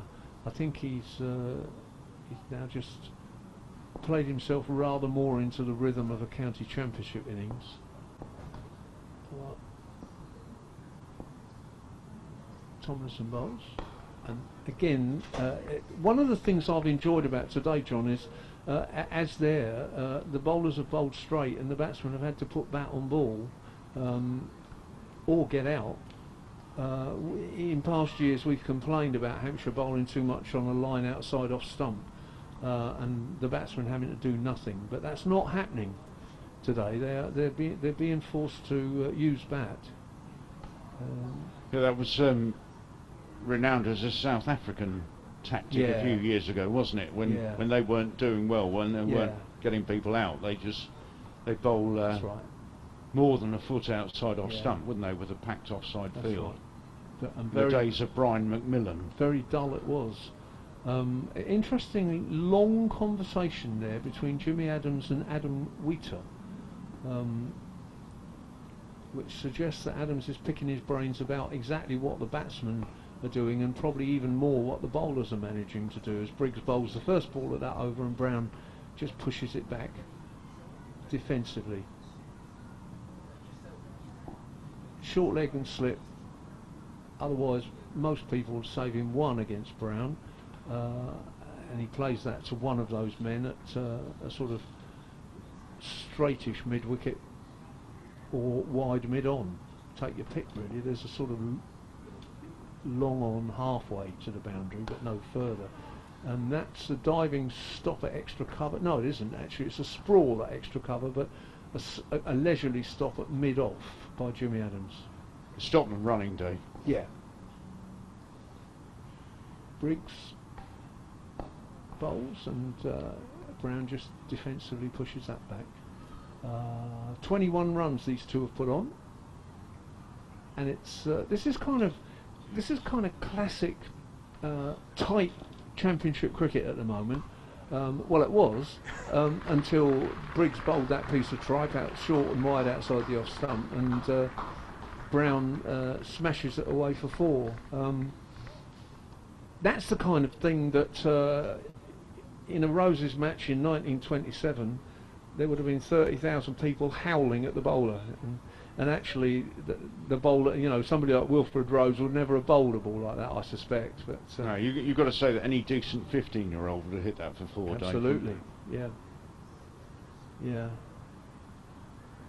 He's bowling quite tightly, Briggs, but he can't afford to play people in too much. They could do with just keeping it as tight as possible, and that is a tight ball. And again, so that was a good over. There were 5 good balls in that over, but there was one piece of tripe, and it goes for 4. And as a consequence, Sussex are 153 for 5, and John Townsend is going off to warm up because he's about to play in the Manchester derby, and somebody's going to come and take over commentary alongside me. And when they do, I'll shut up. It's Simon. It's my first partnership with Simon this season. Hello, Simon. I think we're going to get a lot of runs together this year. I just got that feeling in my bones. Greetings, good afternoon everybody, ladies and gentlemen, boys and girls, and of course Dave Allen, a Hampshire historian, scribe and general, knows everything. I think he's, have you talked today about John Arlott or what you're going to open up? Have you given us given the listeners a flavour of that? I haven't done it yet. It was going to be lunchtime and it's now going to be tea time. So what are we actually talking about though? Well, it's just the notion that we're dedicating the atrium in his name. It's going to be called it is now called the Arlott Atrium. Yeah, good one. I think that's a good thing. All that ball outside the off stump and it's put away very, very comfortably by Luke Wright, who's looked good. Got off to a great start, didn't he, Dave? But a little bit of a quiet spell, but positive, aggressive. He does look good. Joyce looked good as well. He did. And they managed to get him out. But, as in the last over, Briggs bowled 5 tight balls and 1 poor loose one outside the off stump. And we've had the same thing there. Settle for 4 and over. Yeah, I guess, yeah. If they keep taking wickets, it's not so serious, but...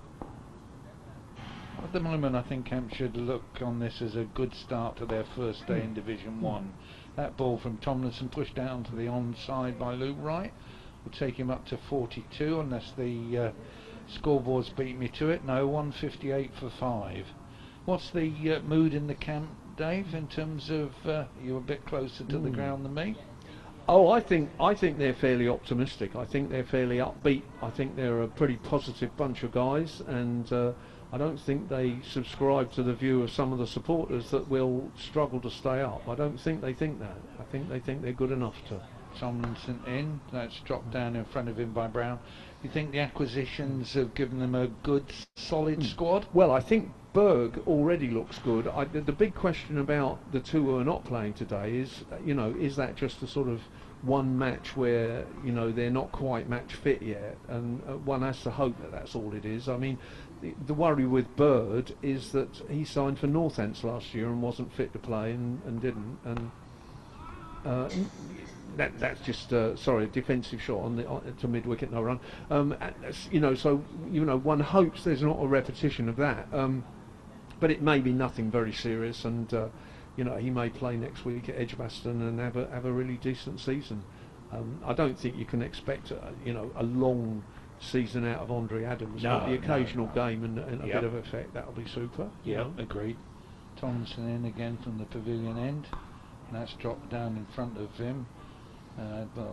Gone square, rolled square by Brown, taking him on to 15, 159 for 5. Yeah, it's unfortunate they're both out in this first game, but having said that, we've seen Berg make a cracking start. Yeah. Well, he did play against Loughborough, but in terms of county championship, the first 2 wickets and first ball of each. And he's done very well. Our technological geniuses is just leaning over us and putting us on screen. Which one's you, Dave? That bloke there. I've got Simon Vincent there briefly. I've got you because you've got a better head of hair. Listeners, he has got a quality head of hair. He's the Poldark of hospital broadcasting. You like that? I'm not taking my shirt off, mate. Oh, what? And it's Briggs to continue. That's sweetly driven out onto the offside by Wright. No, sorry, apologies, it's Brown. Looks as if that was a right shot, but no, sweetly driven, a 2, taking him up to 17. Yeah, you won't want to be taking your shirt outside. It's a bit raw if you're not in the sun, but it is a glorious day. Yeah, it's a nice day in the sun, but yeah, ladies and gentlemen, if and that is cut backwards of short leg to Carberry, field in there, Carberry. if you haven't been to the Ageas Bowl, ladies and gentlemen, boys and girls, it seriously is a cricketing ground to visit as Briggs comes in and forces Brown onto the back foot there. But the completion of the hotel, the Hilton Franchise Hotel, which is away in front of us, 170 odd bedrooms, is close to finishing, and this is becoming the sort of ground that Rod Ramsgrove, the chairman, has long dreamed of, as that ball is pushed backward a square off Briggs by Brown, taking him to 18. I think Mr. Bransgrove, the Hampshire chairman, is well pleased. He's a relaxed and relieved man, I think, and it does look terrific. Really does, doesn't it? Looks wonderful, Simon. I mean, everything about it, the beautiful pristine whiteness and the Yep. curve of it, and it Yeah. really accentuates everything else on the ground. The whole symmetry of this ground now, as that ball is driven off Briggs deep down to long on, taking Luke Wright up to 43, could be the first. I don't know what Joyce got out for. What did Joyce get out for, Roy? 41. 41. So Wright has moved to top scorer on the Sussex side. I think Luke Wright, in terms of a modern day professional cricketer, has probably got it as right as you. It's who said that? Sorry, has got it on the button, and he goes to the Caribbean. He's Big Bash Australia, and yet he's still a good servant for Sussex. I think that's absolutely right, and he's got a benefit this year, and they've made him captain of the one-day side, and I think he is a terrific cricketer. I think that's absolutely correct. Yeah. Another one who, I won't say in the Bapara mould, but of that ilk, who hasn't quite cracked That's right. international test. Well, Bapara played over 100 ODIs, hasn't he? And I didn't feel he was ever in, or I think he the ever. I think the Aussies can't believe that Wright's not in the England side, to be honest. I don't know if you were here last year when he hit that 100 in the 50 over for Sussex, and it was a terrific innings. And, or was it? No, it was a T20 game. T20 it was, wasn't it? Yeah. Yeah, no, he's. I think he's matured over the last 2-3 seasons, but he's seems to know what he's doing. Yep. Anyway, it's going to be Wright to face Tomlinson coming in from the pavilion end. Tomlinson, who I thought bowled particularly well. I don't know if you were behind the arm at all in your travels, Dave, but he looked as if he was doing a bit. Yeah, I think that's probably right. I think he was. Just noticing Liam Dawson limbering up. There's only 4 overs after this till tea, so it looks like they might give Dawson a couple at the far end. I haven't seen Vince bowl today. I wondered whether he might have been given a trundle in this partially depleted attack. There was a thought that was going through my mind there. They got 6 bowlers used though. I always think with Vince, that if Irvine and Berg and people like that are not doing it, then I'm not sure why Vince would, but difficult to know. So Tomlinson turns, comes in from the pavilion end past umpire Alex Wharf, and that is flicked. No, didn't get contact off the pads. I was going to come back to something I think you said earlier in the day, Dave, and I've been out sat square of the wicket in a little bit of sun but a cold wind, and you made the comment about Woods and running in fast, and he was seriously but still stayed smooth, but it's as fast as I've ever seen him approach the stumps. Tomlinson in again, and that's gone for a big drive but didn't get it at all. Miss hit to Adams at wide mid-on. Yeah, because he had all those niggles, didn't he? Never quite fit last year. And that's right. I think Kyle Abbott talked to him about his bowling quite a lot and suggested that he needed to run up and hit the crease more quickly. Right. And he seems to be doing that. Yeah, he was definitely, he was almost on a sprint. Yeah. As opposed to a steadier approach from Tomlinson. Tomlinson shorter run this year, Dave? Yeah, I thought that. I said that earlier this morning, and I think he's probably got to that age now where he's conserving energy, and a bit like you and me, you mean? A bit that sort of thing, indeed. Yeah, but you're still scribing at speed. If you don't know, ladies and gentlemen, Dave goes under the pseudonym, I'm not sure is that the right word, but Pompey Pop. Yeah, well that's a bit odd really, but I'll explain that. Good. Tomlinson in, dropped backward a square there by Luke Wright, fielded long leg, left arm So that should be Briggs, should it, down there? I'm not sure. I think it's Briggs down there. So come on, Pompey Pop. Yeah, to well, do with music? Yeah, Pompey Pop is a big project that we run in Portsmouth that's got all sorts of elements to it, and it's a history of Portsmouth music since the Second World War. Wow. So we've got exhibitions and we do talks and we've got books that have been published and all sorts, and it's quite exciting. But it didn't used to appear on my email until somebody launched a Pompey Pop Facebook site. Right. And now, because I have to be on that and helping to run it, and my name there is Pompey Pop, it now appears on all my emails. You know, so if I email the Prime Minister or the Queen, I still get called Pompey Pop, which is just bizarre, really, and I don't seem to be able to do anything about it. You know, because I don't particularly want that pseudonym. It's just I don't mind terribly, but Facebook, I find Facebook bewildering, to be honest. Even though we've got this site and you know, people can get on it and read all sorts of things. So they can track you everywhere now. So they can track me everywhere. They can see what I'm doing. Yeah. So I've got I've got a cricket site. You know, but even on the cricket site, I appear as Pompey Pop. But I didn't realise that the Prime Minister and the Queen get hold of you on a regular basis. Yeah, they're always keen Troubling to know you. how Hampshire are doing. Really, that's the thing. You know. So yeah, Her Majesty particularly. So I'm just showing Simon. If you're watching us on the telly, you can see me now showing Simon. There, for instance. Is this your group? This is a post I made yesterday of Dawson Bowls, and there's no run to mid-wicket. That's a post I made yesterday of a pass out to the Bob Dylan, the day before Bob Dylan appeared at the Isle of Wight Festival in 1969. The pass out from Saturday the 30th of August 1969. Bob Dylan, 1969.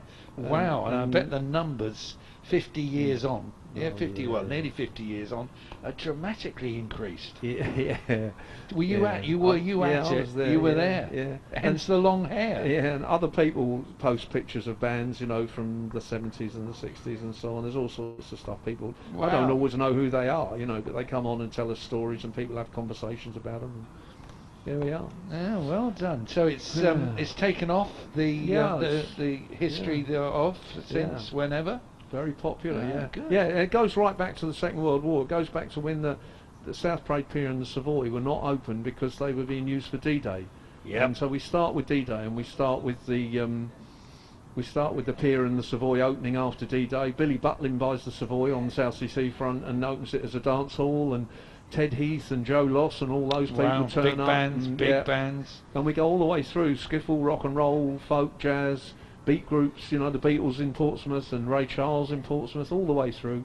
If you're under 40 listening to this, ladies and gentlemen, our apologies, but only minute apologies. Well, we've got things like the contract for David Bowie at South Parade Pier, you know. Wow. 250 quid for a night at South Parade Pier. David Bowie? Yeah. So we got things like that. Pink Floyd launching Dark. Incidentally, we're chatting because Dawson and Adams are chatting.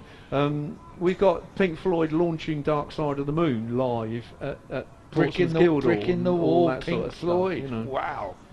Well, here we go then. We're back. Dawson, as Dave indicated a moment or two, was likely to come on, and indeed he has.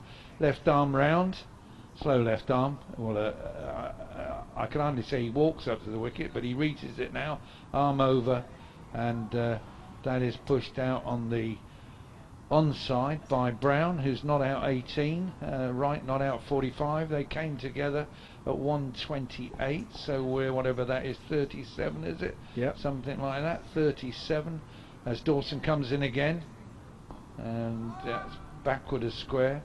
Dawson, who had an okay sort of season. He got injured last year. Yeah, he did. And it took him a long time to get back in the groove. Had a groin injury, kept him out for weeks, didn't it? And he didn't ever quite get back in the groove. No, because 13 he was seriously his year, and 14 much out of him, and this groin did trouble him for a long time.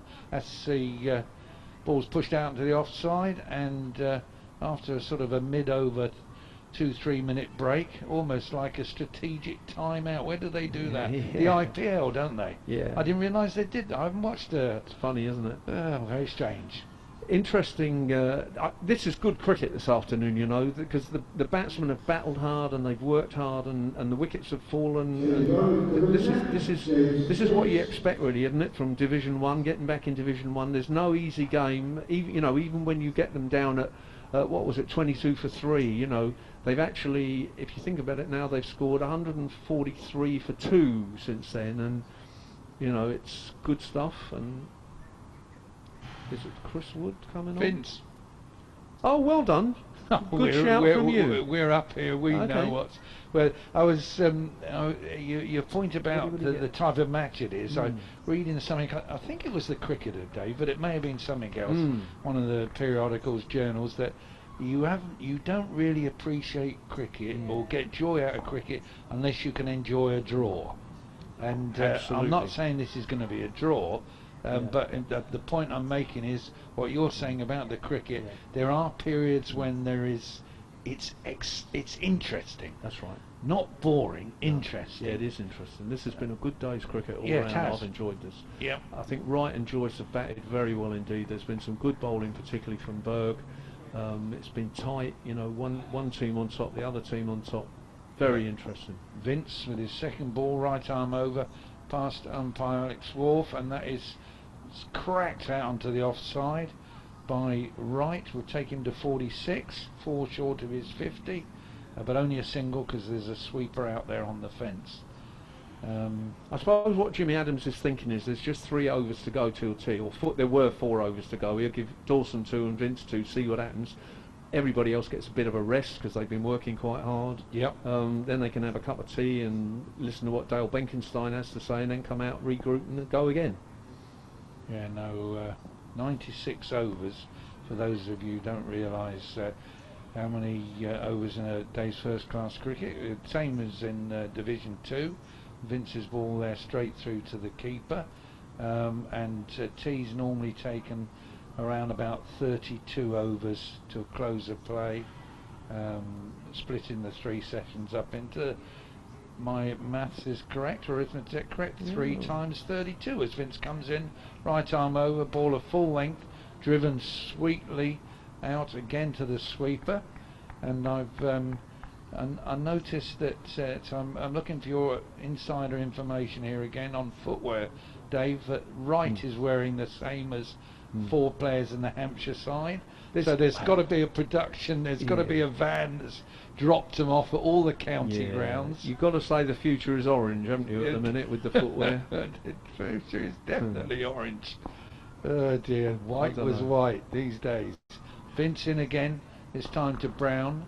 That's pushed out to the offside.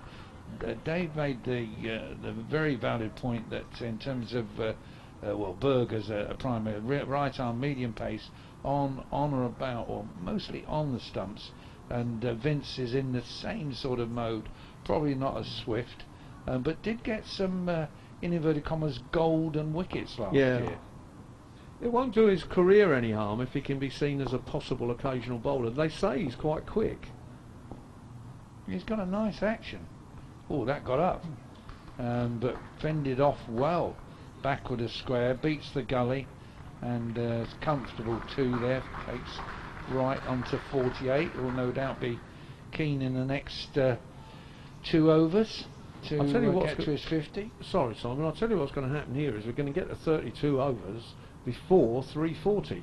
And so you keep going, don't you? Yeah, keep going. They'll take tea at 340, won't they? Yeah. So it's they've bowled overs. Well, Briggs has bowled. I don't know how many overs Briggs has bowled. Dave, your eyesight's better than mine. Probably a dozen. 14. And Dawson. Well, it says 1.4, but oh, maybe that's right. Yeah, he bowled 1 before. He's bowled 2, so 16 overs of slow left arm. Yeah. And Dawson, Briggs was quick through his overs at that particular period because they'd gone quiet. And it's Brown to face another over from Dawson, who comes in past Russell Evans. That's dropped backward a square, beats the forward short square leg, who is Will Smith, who I think was the Hampshire Player of the Season last year, Dave, if my memory serves me correct. And indeed had a good season. Good value he was. This is his 2nd season from Durham. Dawson in. cracked out onto the sweeper, I guess.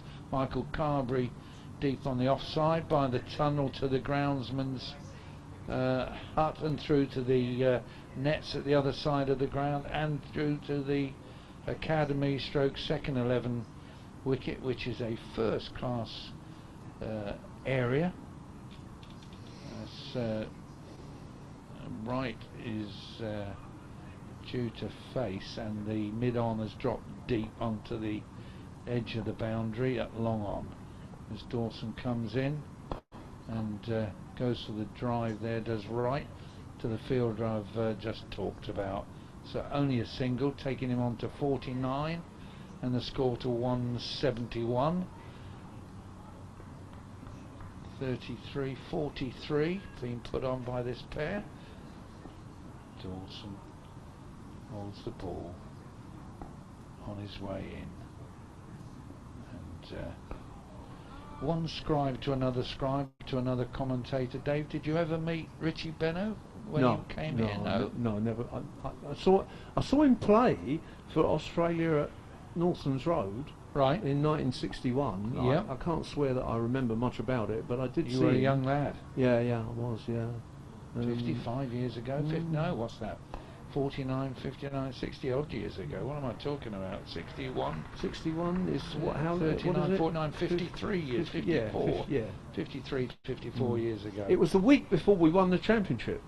61. Was that before the Derby game? Was it Derby? Just immediately before it. We rested Shackleton and White. So Malcolm Heath and Jimmy Gray opened the bowling for Hampshire, and we rested them, and yeah. Was it Derby at Dean Park? Yeah, Bournemouth. Yeah, that's right. Yeah. And we rested them, obviously, because we wanted them fresh for the last two games to win the title. And Desmond Eager interviewed them on television. What, Jimmy Gray and he interviewed Malcolm Butch and Shaq. Ah, right. Yeah. He interviewed them then, did he, over there? I don't know. It was a television broadcast of the game somewhere. So that's 50 for Luke Wright there. That scrambled single has given Luke Wright the first half century of the season on the ground. And a good half century. Yeah, good half century indeed. Well earned. Flowing shots, particularly early on. Conference taking place in the middle of the track there with Jimmy Adams, Adam Wheater, and I'm not sure who that was. Was that Adams himself going back there? So 173 for 5. 173 for 5. Dave is going to leave us. He has this event in terms of, I think you call it a naming ceremony, in terms of the Arla atrium. And I mention Arla in conjunction with Richie Benno, two totally different journalists, scribes, commentators. Richie Benno, of course, who passed away this week. Can only think that if there is somebody up above, they were short of a decent first-class commentator, pending Alan and Donahoe appearing at some time in the hopefully not too imminent future. Playing a miss there outside the off stump by Wright. Off Vince, goes through to Adam Wheater. This, technically speaking, could be the last over before tea, but I think there'll be at least I one, reckon they'll get another maybe another two, with Dawson on at the other end. 173 for 5. Sussex won the toss and decided, Ed Joyce, that is, in terms of the skipper, won the toss and decided that they would bat first. That's pushed down to the offside by Wright, who appears really self-assured, confident, most definitely competent.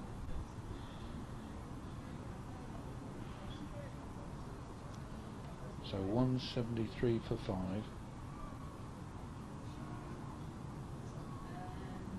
Vince turns, comes in, smooth action, and then that's out to James Tomlinson at wide mid-on. So Wright moves on to 51, Brown 21, 174 for 5. 33 overs remaining. Well, this is that one, so go down to 32. Which leaves us with 64 for the day. It's the 64th over. That ball from James Vince is straight through to keeper Adams. Sun still shining here. Some high cloud. If you're in the sun, a very, very pleasant day. Thinking that many moons ago this would still be warm-up part of the season. And start at the end of April, early May, the first county championship match. No longer the case, as James Vince comes in, and that again is through to the keeper. End of the over. Score remains 174 for 5. Well, I thought Mr. Allen was going, but he's not. Well, I've got to go for tea, so I might slide away halfway through the next over, if that's all right with you, Simon. The reason I'm going, it's worth telling people, I think, is that we're having a little ceremony to officially rename the atrium, which is the big public space behind the bars in the main pavilion. And we're renaming it in honour of John Arlott, who was the Hampshire commentator and journalist, whose centenary was last year, and we've celebrated it with various images and writings of Arlott on the walls, and we've now called it the Arlott Atrium, so I'm just off to join in that ceremony in about 3 balls' time. So it's not being celebrated with a glass of claret then? Well, not for me. I don't know about other people, but not for me, no. Yeah. John Arlott was a well-known appreciator of a glass of quality red. Yeah. Well, most of the time quality. And Dawson comes in from the northern end. That ball is dropped down on the onside as Dave slips away. Dawson polishing the ball there, turns, comes in off this, one can only say as a walk, as I'm joined momentarily by Simon Vincent, who's responsible for some cracking technology today. That ball is hit down to deep mid-on, and there'll be a single. I'm really only here to turn this off, turn this broadcast off. Oh, he's going to turn it off. Well, you can't turn it off just yet. Only for the break.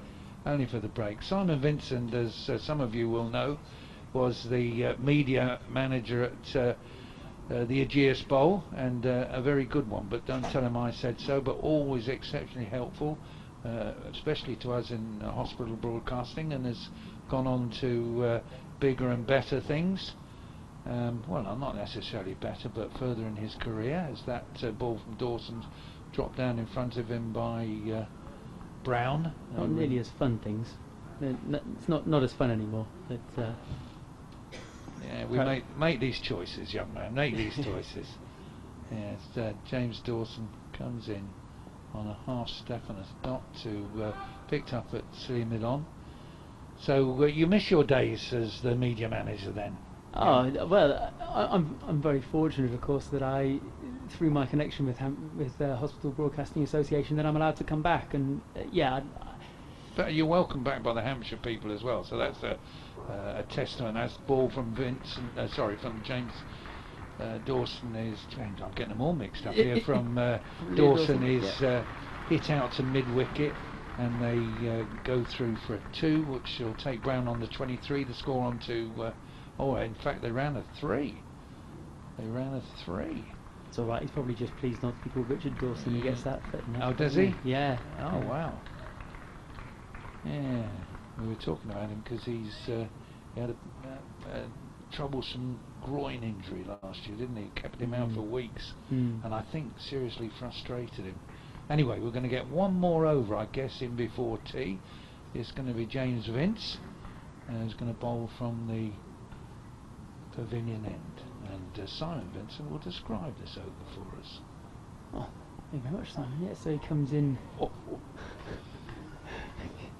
And he's sort of, there's a bit of a fluky shot from Brown down the leg side, and it's gone to the boundary, which is a bit unfortunate for James Vince. It was definitely not what was intended. A streaky 4. I heard you and Dave. Were you talking about whether or not you thought James Vince would get a bowl today? Because of course there's a lot of bowling in the team now with Smith and Dawson and Irvin and Berg. You know, they're all conceivably all rounders. It's interesting. Sixth sense that was, Simon. Sixth sense, as in, because Dave was saying, "Oh, I don't know that he will come on," and lo and behold, an over and a half later, he did, and here he is. He's when he bowled last season on a number of occasions, he didn't bowl a lot, but he had that reputation where he'd pick up a wicket, and it may be that that's what Jimmy Adams is hoping for, Simon. Oh well, absolutely. And the funny thing is, of course, I was thinking about this morning, that apart from Adam Wheater, of course, everybody in the team can sort of bowl a little bit as Vince comes in over the wicket, and that's just defended out into the offside. Everybody in the team can bowl a little bit. I've seen Michael Carberry come in and bowl a couple of overs, take a couple of wickets at times. I've also seen Michael Carberry come in and bowl some excellent impressions of all sorts of people. Do you remember a game, what was it, 2-3 seasons ago, where Carberry, I think it was Lancashire, were just batting out the whole day instead of making a contest of it, and Carberry delivered a full over of impressions bowling, including Glenn Chappell, I think, who was captaining Lancashire, of course, at the time, as Vince comes in now and bowls. And this is played out quite nicely, actually, in the end, off the hip, coming into the onside, and will it make boundary? Yes, it will. So that's going to be 4 runs for Brown. He moves on to 28 to 32. He was on 28, and that takes the total to 186 for 5. So that's 30 for the partnership now between himself and Wright. Wright's on 52. And it's been a bit of a shame to see such a good comeback, hasn't it, really, from Sussex in this second session? Well, this pair have certainly batted well together, haven't they? As James Vince sets off, but Brown wasn't ready for him, so Vince turns. They're having some issues with this with above the sight screen today at the pavilion end of the ground, as people in the hospitality box, the members area, as Vince comes in now, and this is again just fended off into the onside. It's going to be fielded by Michael Carberry, who's running from sort of point, sort of square leg, sorry. So movement behind the bowler's arm in terms of doors opening and closing. The members area is up there right next to the home dressing room, and there's a door that appears to be unlocked, and I know there's been several disruptions. I was actually sitting over underneath the scoreboard for a little while at the beginning of this session, and noticed it a couple of times, it being opened, and members of the coaching staff having to go over and close that door. Vince coming in again now, bowls, and it's another. He's been very unlucky, hasn't he, in this over, James Vince? But that's just dabbed that out and just sort of run down to third man. Another streaky 4 to end the over, and I think that will be tea. Will. Certainly the Sussex batsmen are indicating that they're off for tea. The umpires, have they decided? Well, they're having a conversation. No, we're turning. It's going to be tea with Sussex at 192 for 5.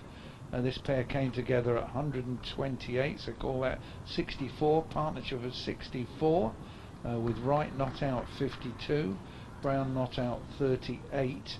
Wright the first person to 50 on the ground this season, and we will shortly be taking the tea break here, and we're returning to you in circa 20 minutes or so.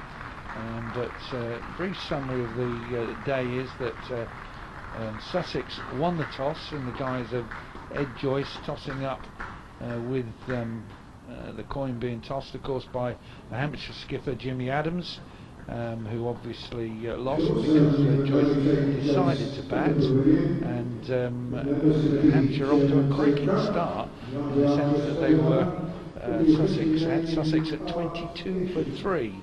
There was then a useful partnership by Ed Joyce and Kachopra, and then there's been another good partner, leaving Sussex at 192 for 5, as I await confirmation that it is all clear to transfer you back to the studio and to your music. We'll return to you in roughly 20 minutes time.